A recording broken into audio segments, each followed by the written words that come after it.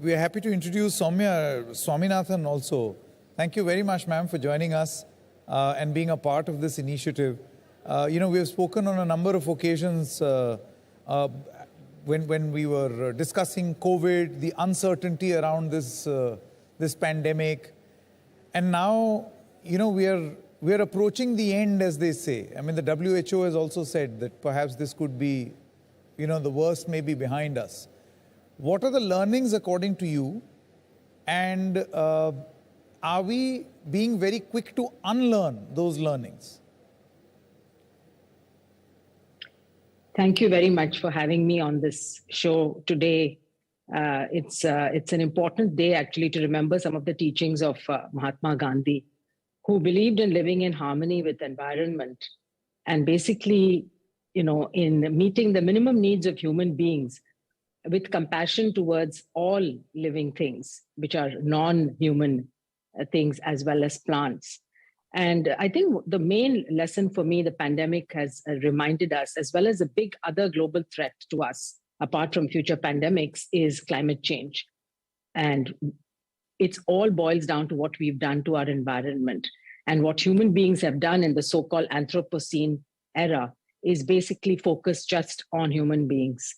And we have destroyed both the land and the marine environment. And I think for the future, if we are to live healthy lives, it's completely intertwined with the health of our environment. So we need to focus much more as individuals and as governments on protecting biodiversity, on protecting the various species, and not allowing any more species to become extinct, because each one has actually a repercussion on our own lives. The second learning for me is that the vulnerable always suffer disproportionately in any shock. We're seeing now what is happening also with the floods in Pakistan and, with the food scarcity in the Horn of Africa, partly related to the war, but partly related to 5 years of famine. And this can happen to any one of us, any country. In fact, all countries will be affected. And so I think we need to really think about strengthening our health systems with a focus on equity, which means that we look at those who have been traditionally left behind and try and bring the health services to them.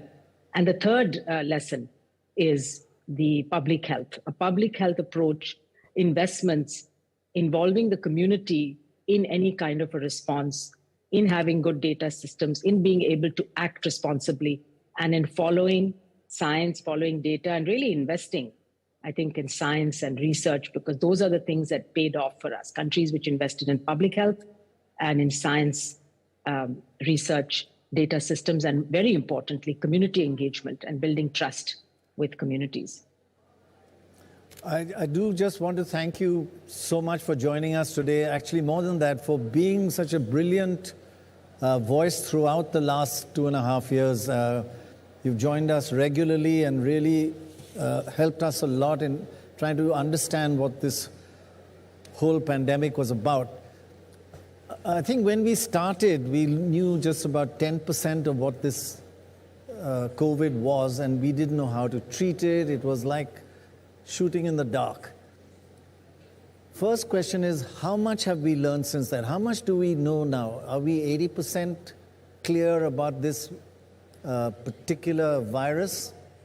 Secondly, what have we learned about how to handle these in the future? Are we really ready? Or as Sanket just said, we are de-learning and unlearning a lot of the stuff that we learned. And finally, how do we treat the fact that vaccines are also created by profit-making companies? When the whole world needs it, everybody looks actually at their own narrow interest. And we didn't see enough spreading of various vaccines around the world. How do we handle that in the future? There'll be other pandemics, right? Yes. Thank you very much, Pranoy, and also for the efforts you and your colleagues make in educating people with the facts and updating. And as you said, we've learned a lot over the last 2.5 years, but I think the virus still has surprises in store for us. And one of the things we don't know is exactly how it's going to evolve. The hope is that the Omicron and its subvariants will be the predominant ones, and that slowly the human race has acquired immunity, enough immunity to protect against the severe consequences of this infection, even though we may continue to get repeatedly, just like we get cold every year. The colds are due to the same coronavirus family. Having a cold before doesn't stop you from getting another cold due to a coronavirus, but we don't get sick. And so hopefully this virus will also become something that doesn't sicken the majority of us. Now, there's also the worst case scenario where this mutates so much that it's able to evade our immune responses completely and then again cause severe disease and death.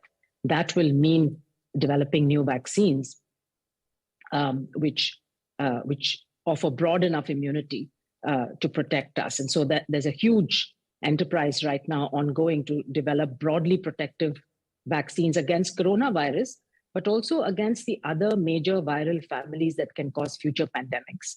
So there are probably about 20, 22 viral families, including the family of the pox viruses. We know about monkeypox, but there are a number of other pox viruses. There are the influenza viruses. There are the coronaviruses. There are a number of hemorrhagic fever. We've seen this new Ebola outbreak in Uganda, which is not responsive to the already developed Ebola vaccines. So there are a number of hemorrhagic fevers. There's Nipah. So we need to prepare a prototype vaccine candidate against these major viral families so that if and when there is an outbreak, we can quickly scale up the manufacturing of these vaccines and use them quickly. And the goal is really to shorten the timeline. This time we did it in less than a year, which itself was unprecedented. Next time, the hope is to do it in much less time, maybe 3 months or 6 months. But that means preparation and investment. You asked about the global response. Vaccines have been a fantastic tool in the fight against COVID.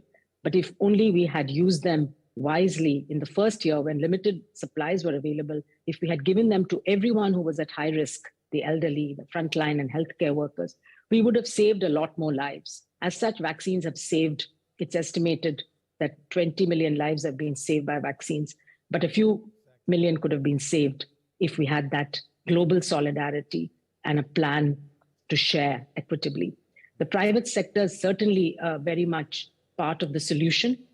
I don't think vaccines can be manufactured at scale without the private sector.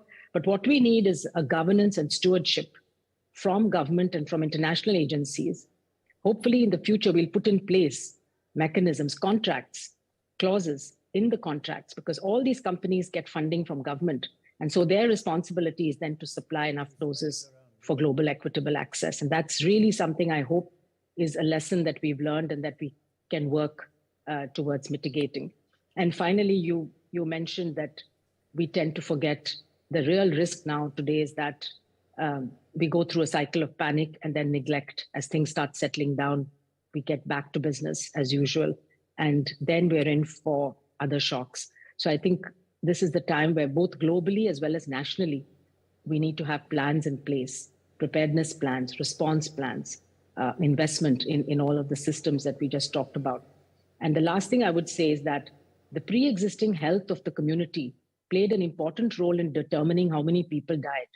And even though India had a relatively younger population compared to some of the high-income countries, we have large numbers of people with hypertension and diabetes, non-communicable diseases, which in many cases, people don't even know they have it, it's undetected. And this contributed to a higher mortality. You found younger people actually dying of COVID, which we need to make sure in the future that we deal with these silent killers, the silent non-communicable diseases. And I hope everyone will go out, get themselves screened for high blood pressure and diabetes, get on treatment. Of course, it's a lifelong treatment, but we can control it. But also lifestyle is important. So these are some things individuals can do. But of course, there's a lot that we need to do as society. Ma'am, this is Amitabh Bachchan. I just want to ask, there's been a lot of controversy about the validity of the vaccine. And despite the fact that there are many that have taken the vaccine twice over with the booster are still coming down with the disease. Whereas there are some people of the nature of a celebrity that have refused to take it and are still surviving. Novak Djokovic, to give a, well, sort of an example, the tennis player. And also, the other thing,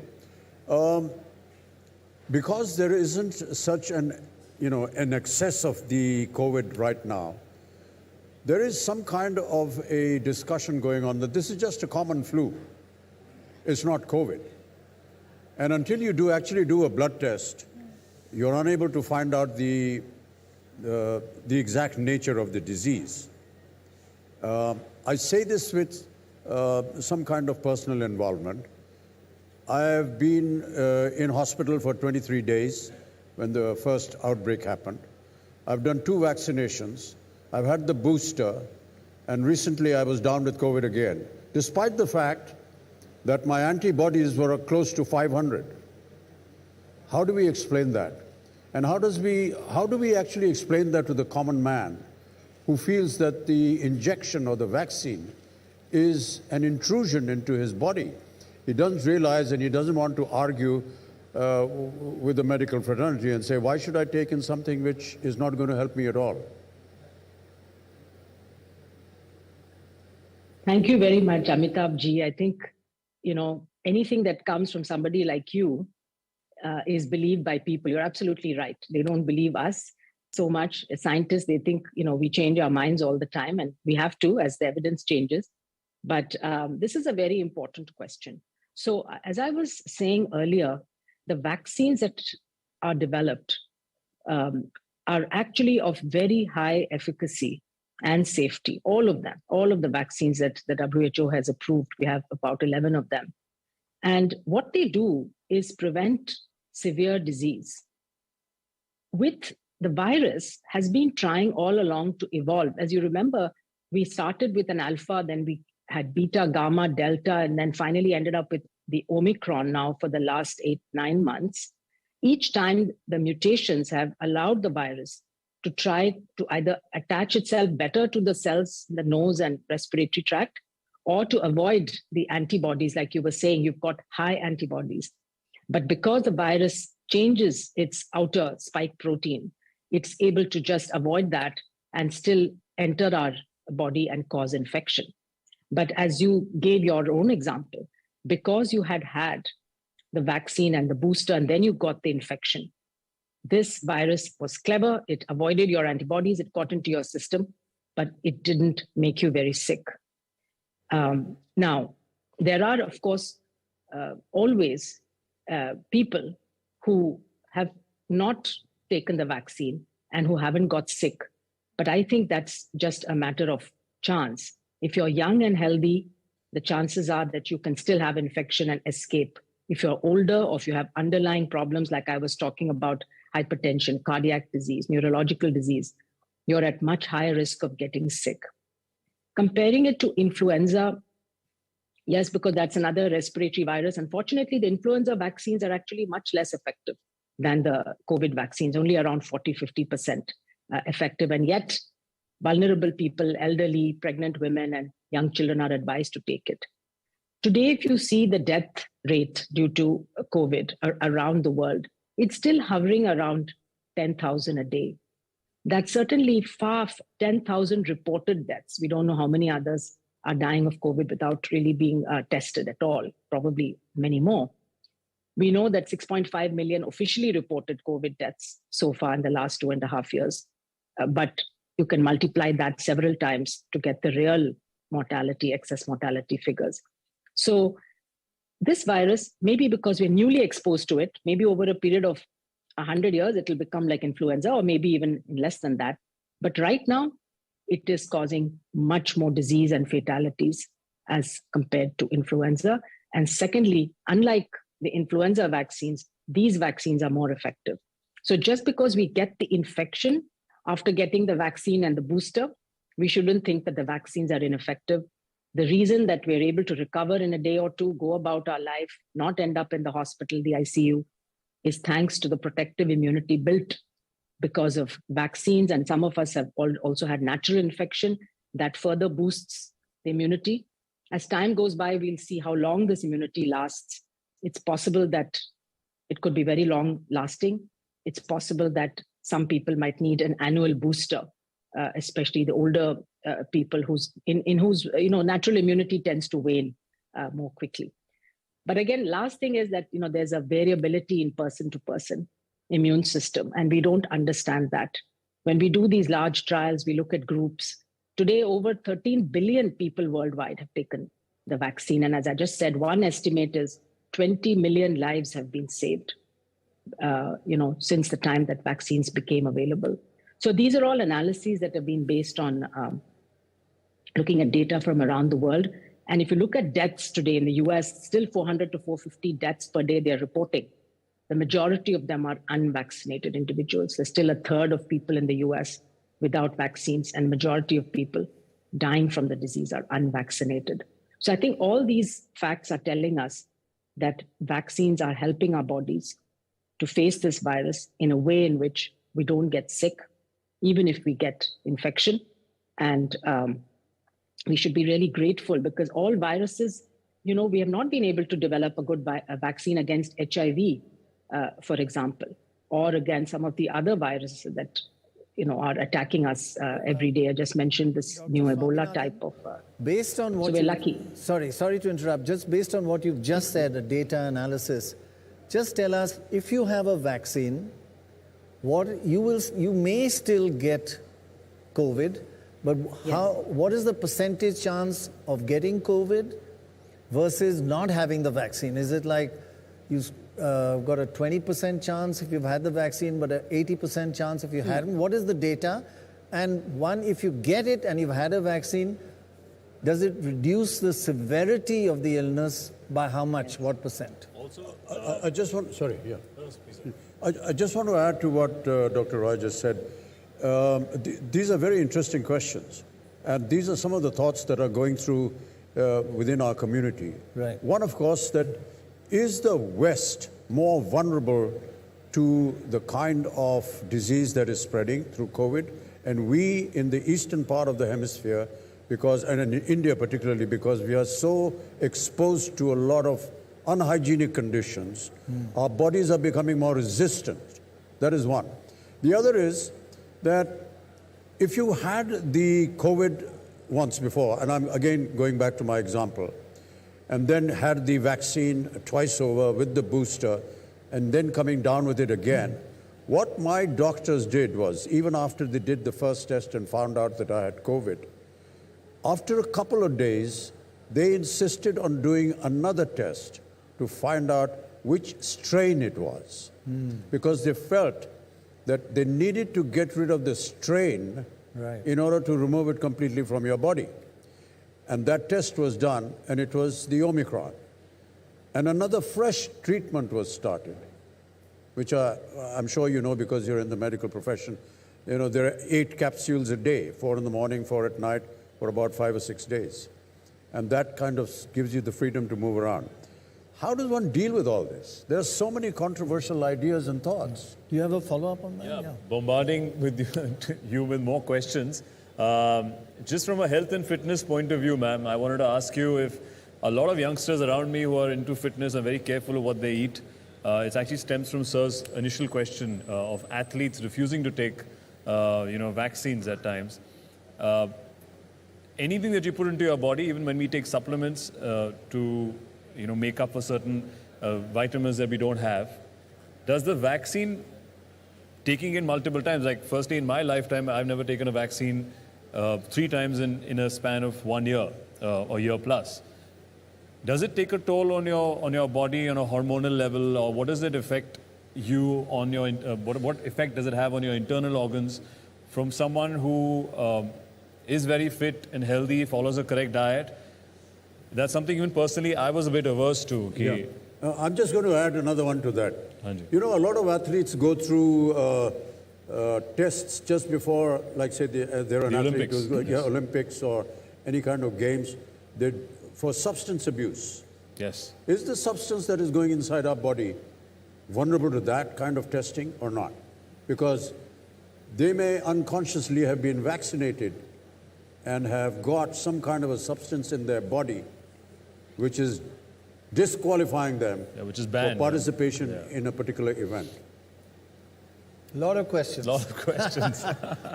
Sorry about that. No. It's good because there are lots of myths and misconceptions, unfortunately, around vaccines. And I think we have to do much more about answering these genuine queries and clearing doubts. Let me start with health and fitness. Health and fitness is really important for us. As I was saying earlier, that the Indian population, unfortunately, has a very high burden of non-communicable diseases, which are starting at an earlier age. This is because of many factors, our diet, our lifestyle, our physical activity, etc. So what we should aim to do is to be as healthy and fit as possible by having, balanced diet, enough exercise, avoiding tobacco, alcohol, etc.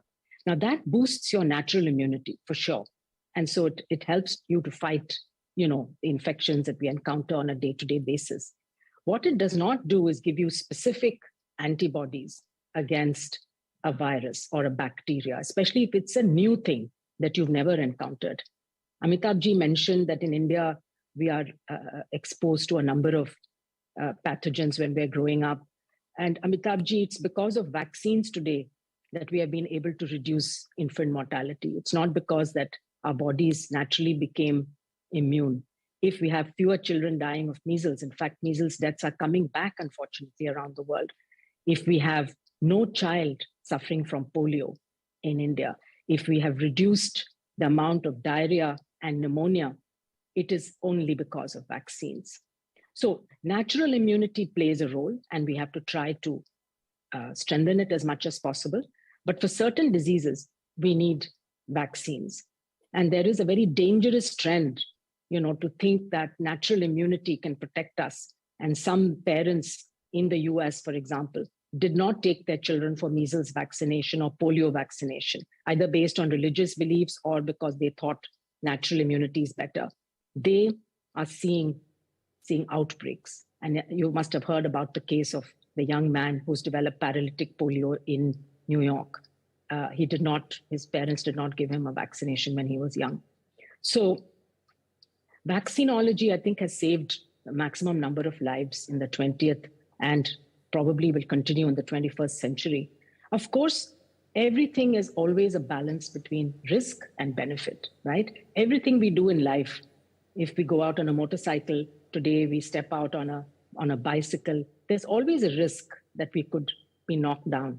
But we look at the benefits and the risks. Similarly, for vaccines, the scientific community has put a very high premium on safety, because vaccine is something you're giving to a healthy individual, unlike a drug which you take when you're sick.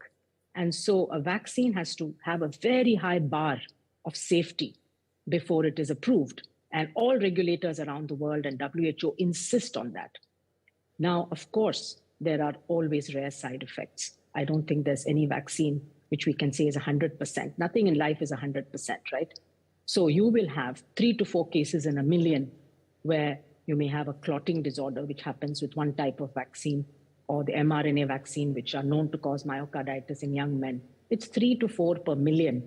But if you look at the benefits of that million doses of vaccine and you look at the risks, there's absolutely no doubt. Everybody agrees the benefits far outweigh the risks. And this is true for every new vaccine or drug that's developed. We must look at benefit and risk. Just one last question, ma'am. How does India compare with the rest of the world as far as the mortality rate is concerned, referring to COVID? And also, so as I mentioned, and also, ma'am, the percentage of vaccination that India had as compared to the rest of the world, or let's say the Western world. Yes. So let's start with that. India has done an incredible job of vaccinating our population, just incredible.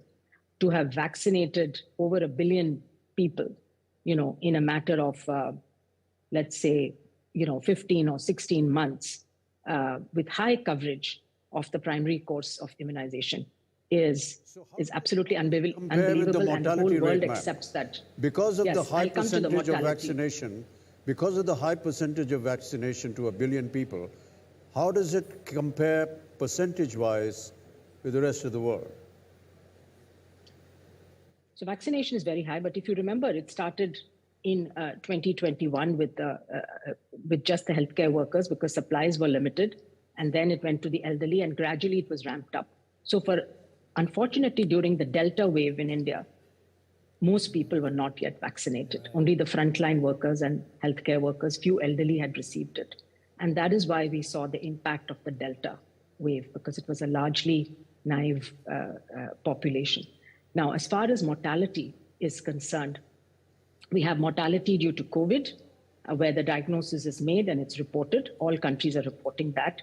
And we have something like, I think, 450,000, 4.5 lakh deaths, somewhere in that range in India, compared to the 6.5 million globally. But then you have what is called excess mortality, which is the people who died during the course of the pandemic due to many reasons. Some of them may be undiagnosed COVID, because testing was not really widely available, especially in rural areas. And some may have died because they had a heart attack and they couldn't get healthcare in time because the hospitals were full and dealing with COVID patients. So people did die of other diseases. Tuberculosis, case finding had gone down a lot. Amitabh, you will know, you're a champion for TB. And so it is expected that many people died because their multi-drug resistant TB could not be diagnosed in time. So that's called excess mortality. And there it's pretty high. So globally, we say 6.5 million deaths due to COVID, approximately 18 million, so 3 times, actually people who died due to some reason. And similarly, in India also, it's somewhere in that range, that 4.5 lakh, died of COVID, but probably 3 to 5 times that many died of other diseases. There are many estimates. And the only way to know that is really to strengthen our death reporting systems, our death registration systems, which are still weak, in most states. And that's something that I think government is going to focus on now. So you mentioned drugs also, Amitabh, and it's interesting that drugs were slower to develop than vaccines, but eventually we did get some drugs towards the end of 21, beginning of 22. We have the Paxlovid, which is made by Pfizer, and then Molnupiravir, which is being made by many Indian generic companies. Those help to reduce the severity. So you said your doctors advised you to take it. Again, if you're in a vulnerable age group or you have some underlying illness, taking the drug when you get the infection may prevent you further from getting sick. So being vaccinated and boosted is very good. The third dose of the vaccine, the booster dose, is very important to have a longer lasting immunity. But for some people, taking the course of drugs when you get infected may also help you from getting really sick. So we have another 20 questions for you. Thank you very much. That was really interesting. Thank you.